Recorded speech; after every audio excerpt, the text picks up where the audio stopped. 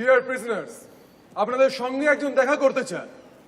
আপনাদের অতি পরিচিত Charles Augustus Tagore. Good. Thank you, Captain Murray. Welcome sir, please.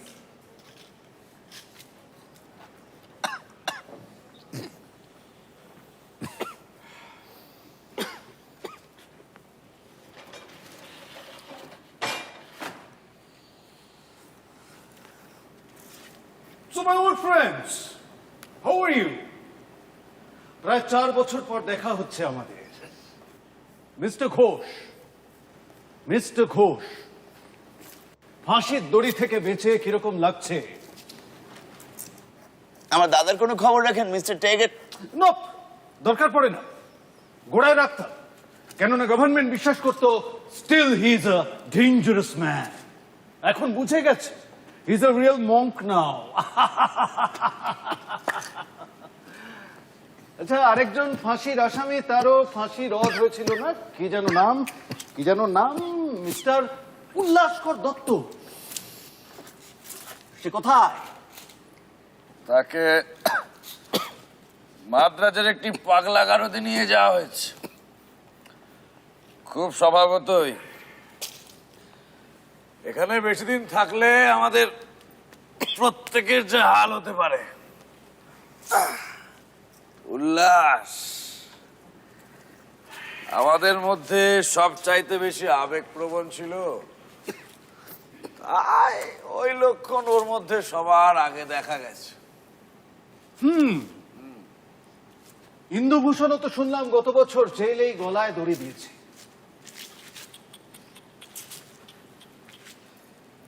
আমি অবশ্য আপনাদের কেসটা ক্লোজ হওয়ার পরে ন্যাচারালি একটা প্রমোশন পেয়েছি, big feather in my hat. আপনি হঠাৎ কেন এলেন? এই শুধু আন্দামানে? নিশ্চয়ই আপনার প্রমোশনের গল্প শোনাতে নয়। নিশ্চয়ই না। বলছি কেন এলাম। উপেন বাবু, তার আগে এই ছবিটাকে একবার দেখুন তো, এদের মধ্যে কাউকে আপনি চেনেন কিনা? কেন? আহা, দেখুন না, আপনার চেনা শ্রমজীবী সমবায়ের একটা গ্রুপ ফটো, এদের মধ্যে অনেকেই তো আপনি চেনেন, তাই না? চেনেন। এদের মধ্যে কেবলমাত্র এই একে চিনতে পারছি। অমর চ্যাটার্জি, উত্তরপাড়া, আমার ডাব কলেজের ক্লাসমেট। আরে পাশের লোকটি?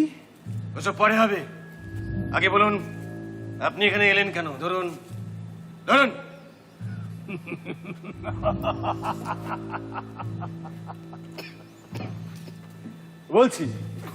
বলছি কেন এলাম। আপনাদের তো দীপান্তর হয়ে গেল, ক্ষুদিরামের ফাঁসি হয়ে গেল, অরবিন্দ বাবু পন্ডিচেরি চলে গেলেন, আপনাদের অনেকেই বসে গেলেন। ভাবলাম এবার বোধহয় এই বাংলায় সন্ত্রাসবাদ শেষ হল, ওই কালী মায়ের বোমার শব্দ শেষ হল। কিন্তু দেখলাম না, আপনাদের মামলা সরকারি উকিল হিউমের উপরে বোমা ছোড়া হলো। আমাদের ইন্সপেক্টর শামসুল আলমকে হাইকোর্টের সিঁড়িতে গুলি করে মারা হলো। রাজেন্দ্রপুর স্টেশনে বিরাট ডাকাতি হলো, খুলনা নাংলায় ডাকাতি হলো, গোটা বাংলা জুড়ে বোমার ব্যবহার বাড়তে লাগলো। তারপর যখন গত বছরের ডিসেম্বরে দিল্লিতে বড়লাট হার্ডিঞ্জের উপরে বোমা ছোড়া হলো, তখন আমাদের গোটা প্রশাসন নড়ে চড়ে বসলো। আমি আর হ্যালিডে সাহেব আলোচনা করলাম, বুঝলাম আপনাদের আমরা 7 সমুদ্র কালা পানির ওপারে পাঠিয়ে দিতে পারি, কিন্তু আপনাদের আদর্শকে, বিস্ফোরণের ক্ষমতাকে আমরা দীপান্তর দিতে পারি।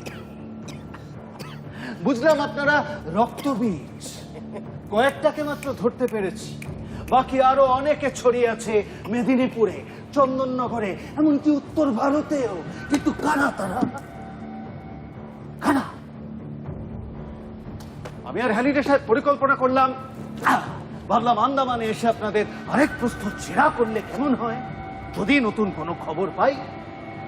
অগত্যা গত 20 আগস্ট চিফ সেক্রেটারিকে অনুমতি চেয়ে চিঠি লিখলাম, দুদিনের মধ্যে মিস্টার কামিং পারমিশন দিলেন, ব্যাস গত 24শে আগস্ট লোক লস্কর নিয়ে আরান খোলা জাহাজে যেতে বসলেন।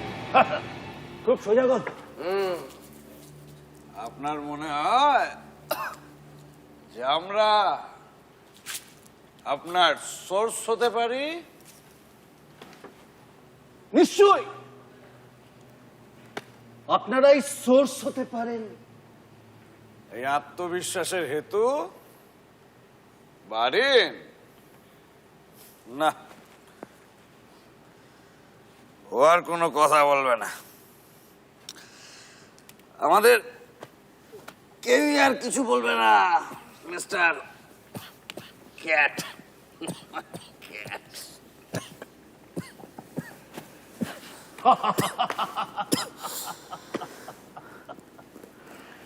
যাই একটু নাংলার ডাকাতির কনভিক্টদের সঙ্গে কথা বলি। যান যান যান। God save our gracious.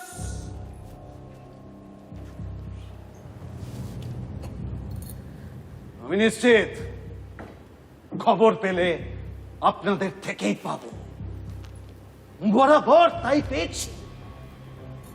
কখনো আপনাদের প্রেম বা প্রতিশোধ, কখনো আপনাদের নিজেদের ক্ষমতাকে ঠিকঠাক বুঝতে পারার অক্ষমতা, এগুলো বারবার আপনাদের নিজেদের মধ্যেই বিশ্বাসঘাত তৈরি করেছে।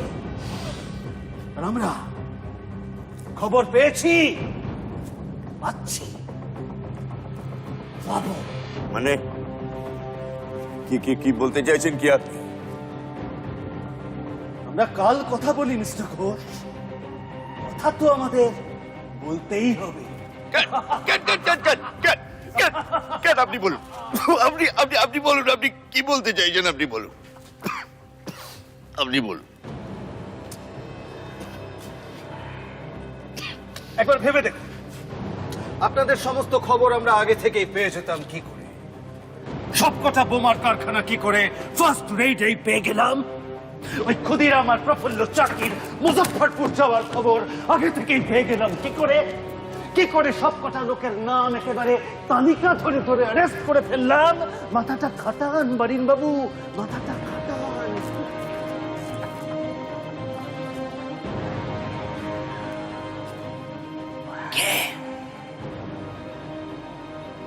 এখন আর বলতে ক্ষতি নেই।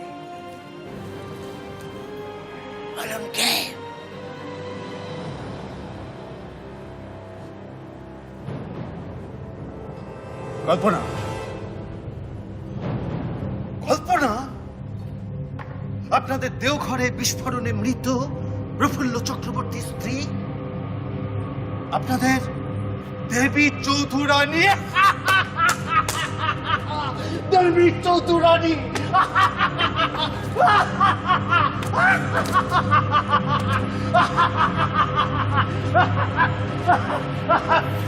Lock the bloody gate, Captain!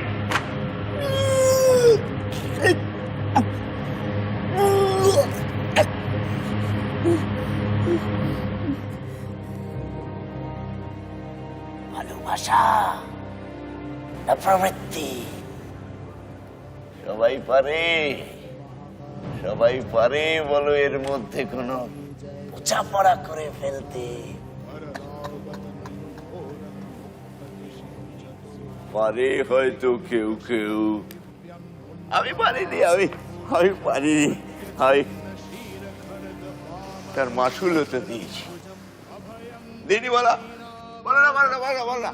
আমি আমি আমি আমি মাসুল দিইনি, মাসুল মাসুল বলে না, কি গো? আমি আমি মাসুল দিইনি, মাসুল মাসুল মাসুল, আমি মাসুল দিইনি, বলে না, কি গো? আমি মাসুল দিইনি, বলে না, কি গো? আমি মাসুল দিইনি।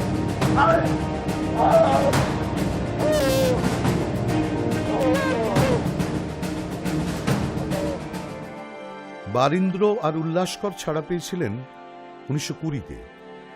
দুজনে কেউই আর জীবনে সক্রিয় রাজনীতি করেননি। উল্লাসকর তাঁর 63 বছর বয়সে গিয়ে অবশেষে তাঁর সারা জীবনের প্রেম এবং তখন বিধবা ও পঙ্গু লীলাকে বিবাহ করেন। উপেন্দ্রনাথ ছাড়া পেলেন 1921-এ। হেমচন্দ্র ছাড়া পান ওই বছর। তিনি এরপর ছবি এঁকে কিছুদিন জীবন কাটান। ফটোগ্রাফি ও ছবি আঁকা হেমচন্দ্রর বিশেষ প্যাশন ছিল। আমরা মনে রাখব, এই বঙ্গদেশের প্রথম নাশকতা ঘটেছিল একেবারে এঁদের হাতে।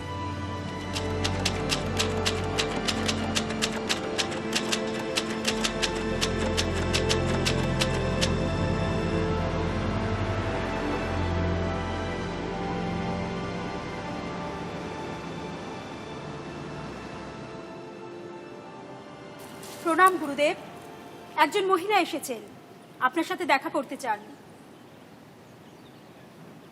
এত ভোরে? এখনো তো সূর্য ওঠেনি। আচ্ছা, পাঠিয়ে দাও।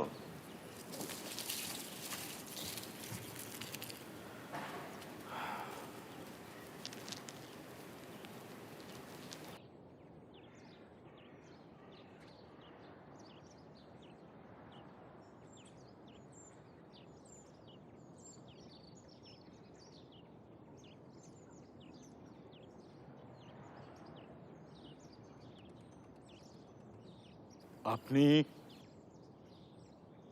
আমাকে চিনতে পারছেন না? আমি আমি কল্পনা, বিপ্লবী প্রফুল্ল চক্রবর্তীর স্ত্রী।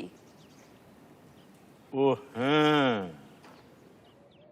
ওই বারিন ছাড়া পেয়ে বছর দুয়েক পন্ডিচেরিতে আমার কাছে এসেছিল। ও আমাকে বলেছে তোমার কথা। বারিন্দা এখানে থাকছিলেন? হ্যাঁ, ওই মাস দুয়েক হলো গেছে। বলছিল কি একটা কাগজ করবে। ও, তাহলে তো আপনি আমার ব্যাপারে সবই জানেন। হ্যাঁ, জানি। তা তুমি এত ভোরে এখানে কোথায় থাকো এখন? দিল্লিতে, ওখানকার একটা বাচ্চাদের স্কুলে পড়াই। আলিপুর মামলার রায় বেরোনোর কিছুদিন পরেই আমি দিল্লি চলে যাই। ওরাই পাঠিয়েছিল। ওরা মানে ওই গভর্নমেন্ট? তারপর রাজধানীও পাল্টে গেল। ভালোই আছি ওখানে। তা আমার কাছে কি মনে করে এলে? কিভাবে? কদিন ধরেই আপনার কথা খুব মনে পড়ছিল। আপনার সম্বন্ধে আমি সব খবরই রাখি, আপনার লেখা বইও পড়েছি। তারপরেই কদিন আগে আপনারই এডিট করা কাগজের একটা পুরনো সংখ্যা আমার হাতে এলো। আর্য। ওতে ওতে আপনার লেখা কতকগুলো কবিতা ছিল। পড়তে গিয়ে পুরনো অনেক কথা, আপনার কথা মনে পড়ল। ভাবলাম যাই, দেখা করি গিয়ে একবার। কাল অনেক রাতে মাদ্রাজে পৌঁছেছি। ট্রেন লেট ছিল, নেমেই বাস ধরেছি।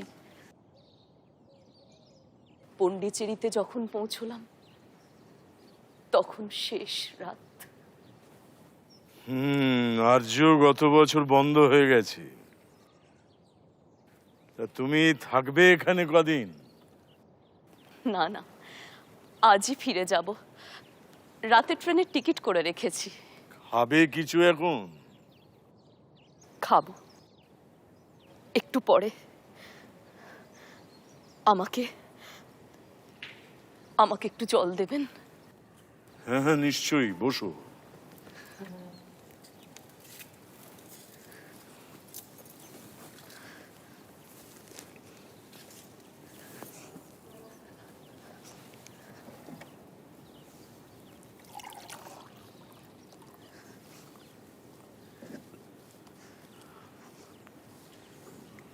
এই যে নাও।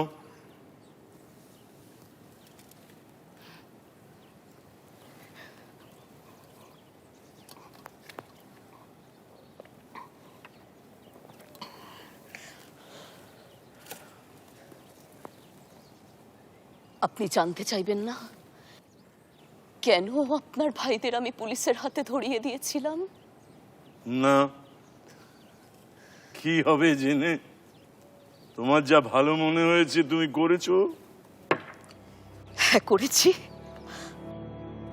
আর আমি তার জন্য এক বিন্দু অনুতপ্ত নই, এখনো নই। বড় কর্তা, আমি আমার বড় প্রফুল্লকে খুব ভালোবাসতাম। ওর ওই মরা মুখ আমি আজও ভুলতে পারি না। মুখটা থেতলে গেছিল। ভাবলাম প্রতিশোধ নেব, এই উল্লাসকর তত্ত্বকে মারব। পারিন্দা দলে আসার প্রস্তাবটা দেওয়ায় আমার কিছুটা সুবিধেই হয়েছিল, কিন্তু অদ্ভুত ভগবানের ইচ্ছে আমার উল্লাস বাবুকে খুব ভালো লেগে গেল। ওনাকে ভালোবেসে ফেললাম। বড্ড ভালো লোক, ভেতর থেকে পবিত্র। কিন্তু দেখলাম উল্লাস বাবু আরেকজনকে ভালোবাসেন, তাতে আমার দুঃখ ছিল না। তারপর দেখলাম সবার মধ্যে কেউ কাউকে ভেতর থেকে পছন্দ করে না, অথচ মুখে বলে একদল করি, এক কাজ করি, দেশের ভালো নাকি সবার একমাত্র চাওয়া। আমি প্রথম এসব পোকার মতো বিশ্বাসও করতাম। তারপর একদিন প্রতিমার পেছনে ওই ঘরের চালাটাকে দেখে ফেললাম। আমার মাথায় আগুন চলে গেল। ভাবলাম এদের জন্য আমার পর মরবে, আরো কত কত সাধারণ মানুষ মরবে, আর এরা মানুষের বাহবা কুড়োবে, হাততালি নেবে, নিজেদের ভাবের ঘরে জোচ্চুরি করে বলবে আমরা লিখি, ভাবি, রাজনীতি করি, সব আসলে মানুষের জন্য, দেশের জন্য। তারপর মৌকা বুঝে যে যার মতো করে নিজের টুকু খালি গুছিয়ে নেবে, আর নিজেদের স্বার্থে 1 ইঞ্চি আঘাত পড়লে অন্যজনকে গালি দেবে, পাশের বন্ধুকে অবিশ্বাস করবে, ঈর্ষা করবে। আর এইসব মিথ্যের ফানুষ ওড়ানো দেখতে দেখতে আমরা সাধারণ মানুষ শুধু মারি খাবো, খেয়ে যাবো।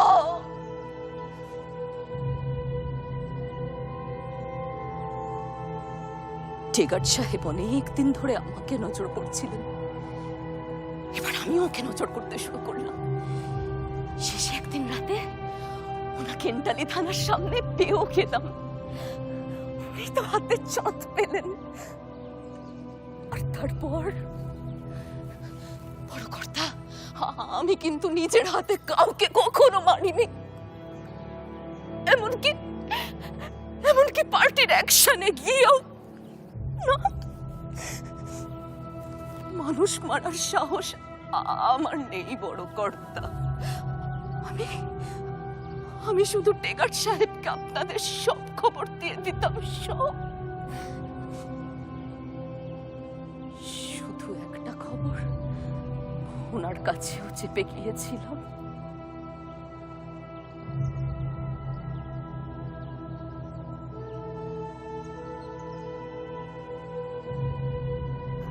কোন খবরটা? কানাইলালার সত্যেন্দার কাছে জেলে রিভলভার পাঠানোর খবরটা। আমি আসলে চাইছিলাম জেলে আরো রিভলভার পাঠাতে, যাতে সবাইকে গুলি করে মারতে পারে। নিজেরাই মারুক, নিজেদের মারুক।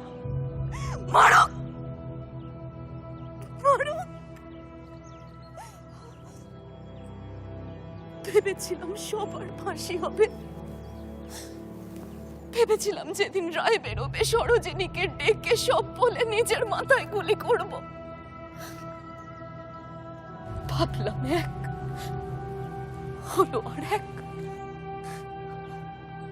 আপনারা তো কজন ছাড়া পেয়ে গেলেন, পাখিদের দীপান্তর হলো। মেয়র টেগার্ড সাহেবকে গিয়ে বললাম আমার কাজ শেষ, আমি আমি আর স্পাই হতে চাই না। এই পরিত্যক্ত শ্মশানে আমার ডোমের কাজ করার প্রয়োজন এবার ফুরিয়ে গেছে। হ্যাঁ, ঠিকই। তবে কি জানো কল্পনা, সবাই কিন্তু এরকম নয়। কেউ কেউ থাকে যারা স্বপ্ন দেখে, ভুল স্বপ্ন, তবু দেখে, তারপর সে নিজেও একদিন ওই স্বপ্নটার মধ্যে ঢুকে পড়ে, তার চরিত্র হয়ে যায়। তুমি যতই রাগ করো আর কষ্ট পাও, এরকম কিছু কিছু মানুষ আমাদের মধ্যে আছেন এখনো, আগেও ছিলেন, আর ওই ভবিষ্যতেও থাকবেন। আপনিও কি সেই ধরনের মানুষ? না, আমি তো হত্যাকারী। আমি তো আমার স্বপ্নকে হত্যা করতে পেরেছি। আমি কেন আর স্বপ্নের চরিত্র হতে যাব? আচ্ছা বড় কর্তা, আপনি যখন ধরা পড়ছেন এবং পুলিশকে জানাচ্ছেন যে আপনি আপনি সম্পূর্ণভাবে ভক্তির পথে চলে গেছেন, ওই রাজনীতির সঙ্গে আপনার আর কোনো যোগাযোগ নেই, আপনার মনে ভয় হয়নি? মনে হয়নি ইতিহাস একদিন আপনাকে ভুল ব্যাখ্যা করবে? আমাদের ইতিহাসই একদিন থাকবে না, তা তার ঠিক ভুল ব্যাখ্যা। তাহলে চলো, সূর্য উঠছে, সমুদ্রের ধারে যাই। এসো।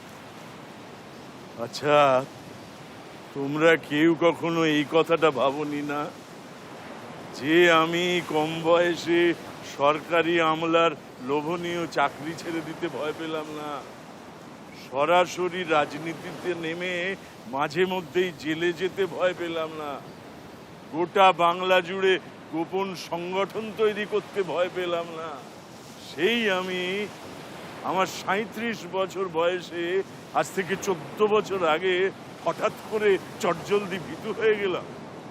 আর যে ঘটনাটার সঙ্গে আমার কোনো যোগই ছিল না, না ক্ষুদিরামদের সঙ্গে, না ওই বারিন্দের তত্ত্বহীন উন্মার্গগামিতার সঙ্গে। আপনি তো সেই ৬ সাল থেকেই নিজেকে আস্তে আস্তে রাজনীতি থেকে সরিয়ে নিচ্ছিলেন। হয়তো তারও আগে থেকেই।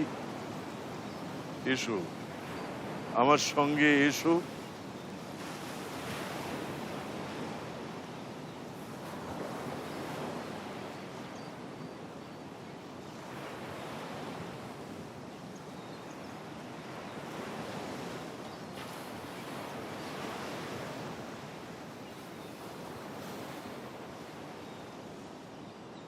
কল্পনা, তুমি কিন্তু ভুলে যেও না, আমি আমার কেমব্রিজের জীবন থেকেই কবি।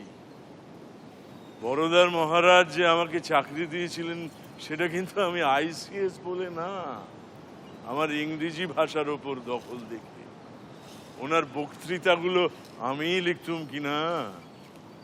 সমস্যা হয় তখনই যখন মানুষ নিজের ভেতরে একটা একটা একটা একটা করে বদ্ধমূল তৈরি করে ফেলে, যে রাজনীতিবিদদের সঙ্গে সমাজের সম্পর্ক এই রকম, পেশাদারদের সঙ্গে সমাজের সম্পর্ক ওই রকম, সাধুদের সঙ্গে সমাজের সম্পর্ক সেই রকম, আর শিল্পীদের সঙ্গে শিল্পীদের সঙ্গে বদ্ধমূল উপড়ে ফেলাই যায় না। আবার কখনো কখনো মানুষ জেনে বুঝে এই বদ্ধমূলকে অন্যের বিরুদ্ধে ব্যবহারও করে, ওই বিরোধিতা করবে বলেই করে। বদ্ধমূল। তাই তো হবার কথা। হয়তো তাই।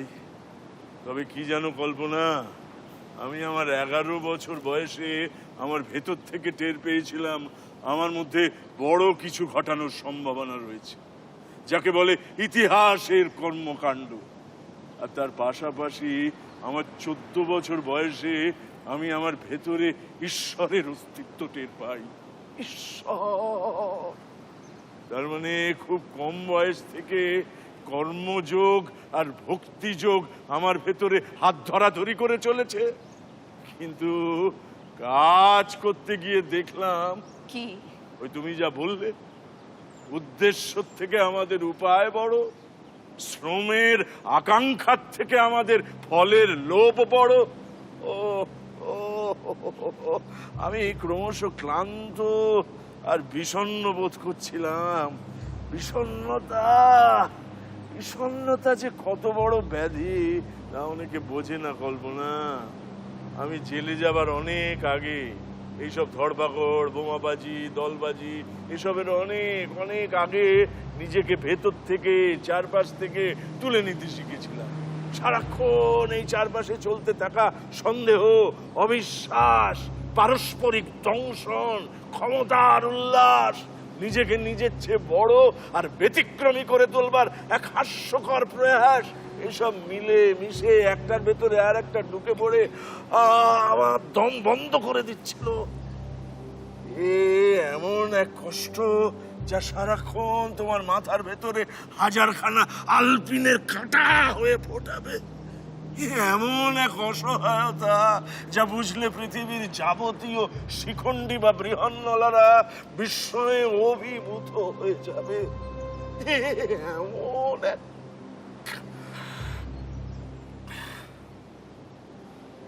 আমার সামনে তাই দুটো পথ খোলা ছিল। এক, তোমার বা আমার ভাইয়ের মতো মানব বোমা হয়ে যাওয়া, আর দুই, সাধারণ মানুষের মতো ঘরে বসে যাওয়া। আমি দুটোই পারিনি। কেন? দ্বিতীয়টা তো চেষ্টা করে দেখতে পারতেন। তুমি চেনো না তোমার জাতিকে, চেনো না তোমার শহরকে। আমি অরবিন্দ ঘোষ, কম বয়স থেকেই কেউ কেটা নাম ধাম করেছি। আমি ঘরে বসে গেলে ওরা কেউ কেউ আমাকে ছেড়ে দিত, শিখ দিয়ে খুঁচিয়ে খুঁচিয়ে টেনে বাইরে বার করে আনত, এনে বলতো, বেটা নামিলো, দেখ তোর নাম উপড়ে কেমন তোকে উলঙ্গ করেছি। আমি তাই এই তৃতীয় পথটি বেছেছি, নিরুপদ্রব এবং অবিতর্কিত। অথচ আমি মানুষের জন্যই কাজ করতে পারছি কল্পনা, যেটা এই পৃথিবীতে সবচাইতে বেশি জরুরি। আমি কাজের মধ্যে দিয়ে নিজেকে ভালোবাসছি না, বরং নিজের মধ্যে দিয়ে কাজকে ভালোবাসছি। আর ইতিহাস, তার বিচার, আমি তোমাকে বলছি কল্পনা, এদেশ থেকে ব্রিটিশদের যাওয়ার সময় ঘনিয়ে এসেছে। ওরা গান্ধীকে ভয় পাচ্ছে, ওদের বিদায়ের ঘন্টা বেজে গেছে। কিন্তু ব্রিটিশ চলে গেলেও, শতাব্দীর পর শতাব্দী চলে গেলেও আমরা ঠিক এই রকম থাকবো, এই রকম আত্মঘাতী। আর সেই নতুন স্বাধীন ভারতবর্ষে আমরা নিজেদের কয়েকটা টুকরোয় ভেঙে নেব। কখনো নিজেদের বলবো রাজনৈতিক দল, কখনো বলবো সম্প্রদায়, কখনো বলবো জাত পাত, কখনো বলবো মতাদর্শগত বিরোধ। আর এইসব অছিলা অস্ত্র করে নিজেদের ভেতরে মুষল পর্ব চালাবো, চালাতেই থাকবো। আর নিজেদের হাতে তৈরি ওই বোমাগুলো নিজেদের দিকেই ছুঁড়ে ছুঁড়ে মারবো। রাজনৈতিক বোমা, জাতপাত বোমা, সম্প্রদায় বোমা, মতাদর্শগত বোমা, আধিপত্যকামী বোমা, বোমা বোমা বোমা বোমা বোমা বোমা বোমা। কে কে বলেছে তোমাকে সভ্যতা মানেই তার অগ্রগতি হবে? কে বলেছে তোমাকে একদিন আমরা আবার যথার্থ নরখাদক হয়ে উঠব না? যথার্থ নরখাদক। এই এক অভিশপ্ত আত্মঘাত, অভিশপ্ত আত্মঘাত। আর এই অভিশাপ এক সর্বনাশা আগুন হয়ে শতাব্দীর পর শতাব্দী ধরে, প্রজন্মের পর প্রজন্ম ধরে আমাদের কেবলই পোড়াতে পোড়াতে পোড়াতে পোড়াতে পোড়াতে পোড়াতে যাবে।